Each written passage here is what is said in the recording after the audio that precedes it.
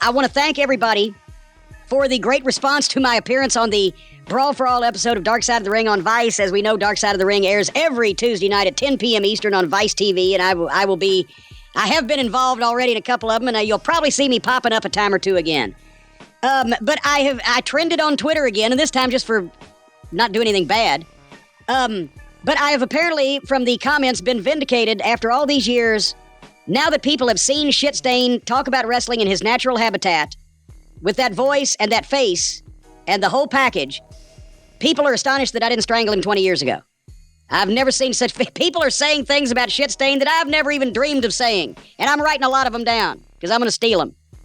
But God, I've never seen one television program make a motherfucker so unpopular. Well, anyway, so they've got the barest idea of how something like this will work.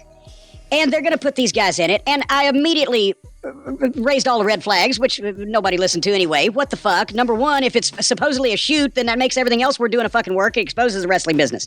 Number two, once I heard the fucking rules, you've got all-American wrestlers who are going to have to compete with fucking boxing gloves on. You've got guys that have fought in tough man contests, but fucking takedowns are legal. There've never been rules, and this is something I stressed with the Dark Side guys, but it was too inside baseball. They cut it out. Just the whole idea that the rules were neither fish nor foul. There had never been competitive fights staged under these rules. The rules weren't even finalized until they were still tinkering with them 2 or 3 weeks in. It would show everybody at their worst because the wrestlers can obviously take the boxers if they can take them, but you couldn't submit anybody because there was no submissions and you're wearing boxing gloves. So you take them down, you have to let them back up. It benefit the rules. And then I said, you're putting a lot of money on the line for these guys, so they're going to really fight, and then you're going to have ill will. And I said, they're not trained for competition. So even if they're in wrestling shape, they may not be in competition shape. Well, that proved to be a fucking prophetic statement when everybody got hurt. And I hated the thing from the fucking start. But another rumor or, long-standing fucking belief has come about that JR said, okay, this will be Doc's. That JR was somehow behind it because he either wanted Dr. Death to win it or was, whatever the fucker was trying to get him to win it. JR heard the idea, and instead of me, because we're two different personalities, I just mentioned everything that was fucking wrong with it, and it was stupid because Vince Russo was behind it, and it made no sense. JR, being more level-headed than I am, said, all right, if we're going to do this fucking thing, he didn't like it any better than I did, but how can it work? How can it serve us somehow? How can we do some good with it? Dr. Death had just been signed. And I don't care if any of the fans think, oh, well, why the fuck would they think that Dr. Death was going to win it just automatically unless the fix was in? No. If you were in the wrestling business at that period of time, and you'd been in the business for any length of time, and somebody said Dr. Death Steve Williams is going to be in a shoot fight, there was no doubt who was going to fucking win it. It was going to be Dr. Death. And all things being equal without the screwy rules and just the stupidity, yes, Doc would have won it. But the idea that JR was then trying to make it happen that way was ridiculous because the whole tournament was fucked up. The bracketing was never consistent. They didn't know what the fuck they were doing. From the start, Severn won his opening round match because all he did was just take Godfather down over and over because Godfather had no defense for a UFC Hall of Famer taking him down. But once he took him down, he couldn't fucking do anything with him because you had to let him back up, and he's wearing gloves. And I heard at the time, and I never had any reason to doubt it, Dan later on has said that he was told to fucking pull out, but Dan Severn was a UFC Hall of Famer and was the most decorated amateur and professional athlete in this fucking competition, decorated in amateur wrestling, AAU, and Olympic-style wrestling, everything, and had that UFC record. His first fight in, I remember him telling me after his first fight that any fucking putz could win this thing because the way the scoring was, the point system was, the fucking rules of the whole thing. And he pulled out to salvage his reputation. And then, he said that they told him to pull out. I can't say whether they did or not, but it was a good decision. Wasn't Ken Shamrock asked to be in it and he refused because he actually wanted to train? Because he actually knew that you need to train to do something like this. You can't just go into it willy-nilly. Well, I think that was his excuse because he was like, wait a minute, once again, I'm a fucking real professional with a real goddamn reputation. And yes, people, if I'm doing worked pro wrestling, that's one thing. But if I'm losing a fight to a fucking guy who's never had a professional fight before for real because of this stupid fucked up rule system they've got, that could have done damage to him. And so either way, he didn't want to do it because it was stupid. So then poor Bart feels like that he was punished because Doc didn't win it. And everybody knows the story. They didn't go into it specifically there if you didn't already kind of know it to begin with. But Doc came out. Nobody was going to knock Doc out. Bart hit like a fucking brick, right? But if Doc was mobile and hostile and could take people down or do whatever the fuck, but Doc comes out and fucking tears his goddamn hamstring. That goofy bump through the ropes did, I can't remember whether that was it or whether he tore it trying to fucking lean into it afterwards. But anyway, he's a one-legged man in an ass-kicking contest, and he just stood right in front of that fucking shot. And Dr. Death, after four times All-American in wrestling, a pro for 20 fucking years, there are 15 years at that point, a fucking 4-time All-American football player, he'd never fought with gloves on in his life. So it was just all goofy. And anyway, Bart believes that he was punished, but the thing was, he wasn't punished because the only plan to push anybody coming out of this thing, besides Vince Russo saying, well, whoever wins will be a big star, was, okay, this could get Doc ready to run with Steve Austin, because that's obviously why Dr. Death Steve Williams was there, to have a run with Steve Austin, and Steve Austin would have loved to fucking work with Dr. Death, and Dr. Death could have been a heel that, as hot as Austin was at that time, that the people believed could fucking break Austin into pieces, and you would have had some pay-per-view matchups there, and they were two straight-ahead guys that would have probably done great working with each other. But Bart Gunn had been presented for 5 years as a middle card or underneath guy, first as a member of the team, and even the Smoking Guns were more over than Bart Gunn was as a single at that time, not taking anything away from his talent, but because the way he had been presented. He wasn't just going to suddenly come in, do this tournament, win matches that were getting booed out of the building because it wasn't wrestling and the fans didn't want to see it, knock these guys out, and it's still the same Bart Gunn. And he's knocked out other guys that were in the middle of the card. Whether it was a shoot or a work, didn't make any fucking difference.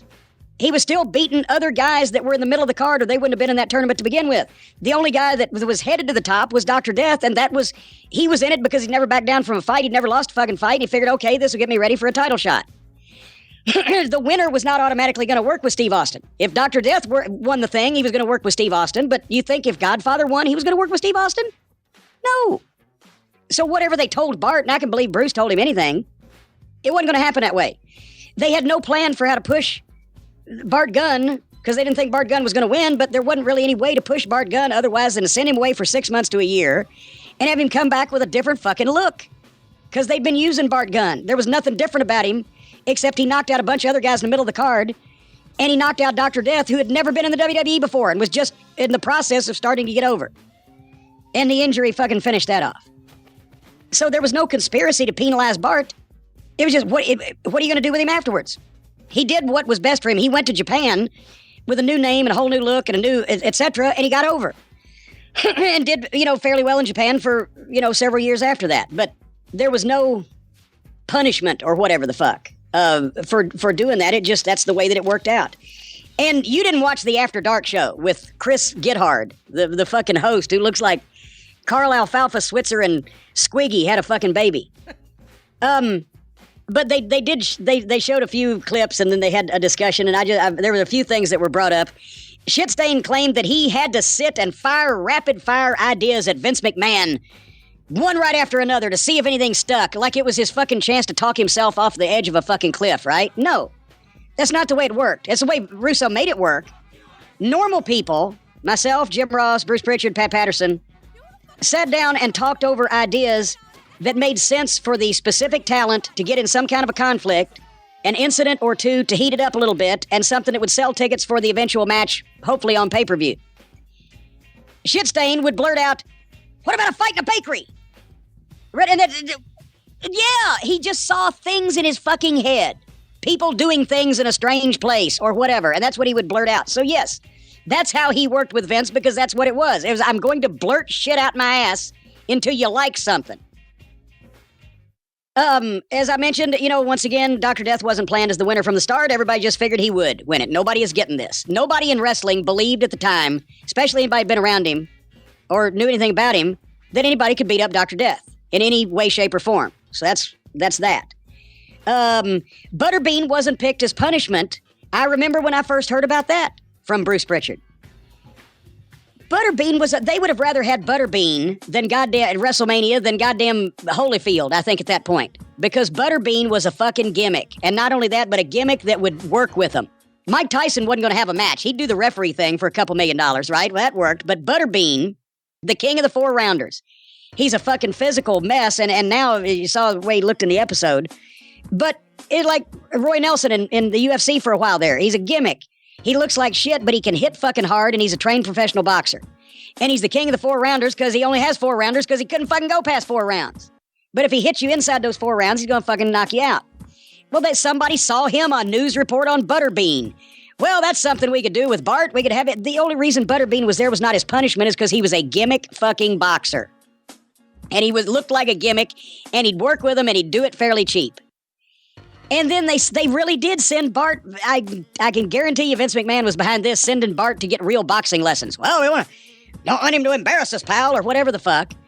Because they're thinking, because they don't know any, and especially Russo, doesn't know anything about any fucking form of combat sports. He's seeing Bart Gunn, 6'5", body looks like that. He knocked all these other guys out.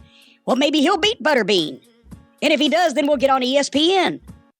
And if he doesn't, then it'll be fun. He didn't know it'd go 30 seconds and Bart would get fucking brain damage. But there was no grand plan to that either. That's what I'm trying to tell you people. There was no grand plan to anything that Vince Russo ever came up with. It was all blurting shit out about stuff that had come across his mind because he'd seen some shit on TV and it made him think of something. You know, on the After Dark episode, he wouldn't speak of me, but they played a clip where we've told the story on here before, but where it acknowledged that I suckered him through giving Kenny Bolin a stooge test into putting that fucking restraining order out on me. And he expressed being dumbfounded or bumfuzzled that I would hate him over just wrestling. and in this case, or want to kill him over wrestling. In this case, yes, I do, by the way. But in this case, Brian, it was over this not being wrestling. The whole thing was from the start, what I said to him, and I said the same thing on the episode. I said to him in the hallway after Doc lost. I said, you just cost the company $5 million in one night. That would have been minimum, the pay-per-view revenue we could have got off of Steve Austin versus Dr. Death Steve Williams with the proper build. But it was over not being wrestling. This being a stupid idea that exposed the business, got people hurt, created ill feelings in the locker room, having the guys fight for real under bullshit made-up rules, and that the fans hated. So to be precise in this incident, I wanted to kill him over it not being wrestling. But it just not only everybody noticing the way that he just has that slappable face and talks down to people, but the fact that he was dismissing the wrestling business as being so trivial, and he didn't mind telling the guys to really shoot on each other. And until somebody pointed it out to him that it was a bad look, as the kids say, he was laughing when he saw the clip of JBL going into convulsions after he got knocked out. But he's talking about the wrestling business being so trivial, he didn't mind telling the guys to shoot on each other, blah, blah, blah. And 30 seconds later, you see Droz in a wheelchair from one wrestling move. One wrestling move done by an excellent worker that's never hurt anybody else before or since. It wasn't a trivial thing to Droz. It wasn't a trivial thing to D-Lo. It wasn't a trivial thing to a lot of people, except this fucking jackoff that was gifted his entree into the business and proceeded to shit all over everybody in it. But, and then at the finish of the thing, Russo apologizes to Bart for not having anything to do with him, or not doing anything with him afterwards, not having a follow-up. That's on me, bro. That's on me. An insincere, disingenuous effort to babyface himself when he could have just told the truth. It was a stupid idea and a shitty tournament that nobody liked, and I didn't know how to follow up on it. And it didn't get you over because people thought that it sucked and we had still been presenting you as a fucking underneath talent for the previous 5 years, so it didn't fucking help. But he's not smart enough to say that. So, but those were the... Did you see anything else that was neglected in the Brawl For All rundown? I think there are other people they could have talked to. I would have loved to have seen Dan Severn in that. I've talked to Dan on 605 about Brawl For All. I think Ken Shamrock, I think that would have been interesting. I think, like you said, they should have talked a little bit about the rules. I think timeline was slightly off on some things, but you kind of did a good rundown of what really happened. A post-mortem, if you will.